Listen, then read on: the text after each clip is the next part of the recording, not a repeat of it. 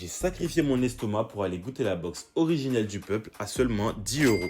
Dès le départ, j'ai vu qu'on était sur une équipe de NBA avec des épaules de déménageurs qui partent direct au dunk sans échauffement. En plus, je vous mens pas, visuellement et à l'odeur, ça sent super bon. Un peu comme le starting five des Celtics cette saison.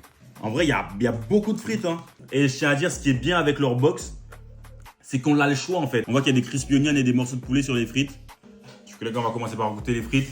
Je vais pas vous mentir, je pense que ce sont des frites industrielles. Mais elles ont pas l'air hyper grasses, franchement, elles m'ont l'air d'être plutôt bien faites. La sauce Nashi barbecue, les crispy onions et le goût de chips au paprika, elle est aussi incroyable que la connexion Stockton-Malone. Attendez, je vais goûter avec le poulet pour voir. Paprika, sauce Nashi, crispy onions et tenders, que des combos alley-oop. Ton palais, il peut même pas suivre. On va goûter les Korean wings.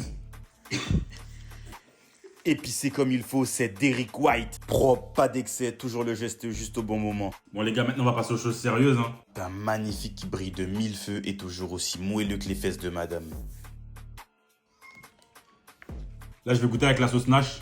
La sauce Nash, elle fait le job, mais c'est pas non plus la dinguerie qu'on pourrait espérer. Elle est fiable, très efficace, mais jamais MVP du game. Un peu comme la carrière de James Harden qui n'a jamais eu de bague. Je vais mettre un 8 sur 10 à cette expérience et une note particulière aux frites qui étaient vraiment super bonnes.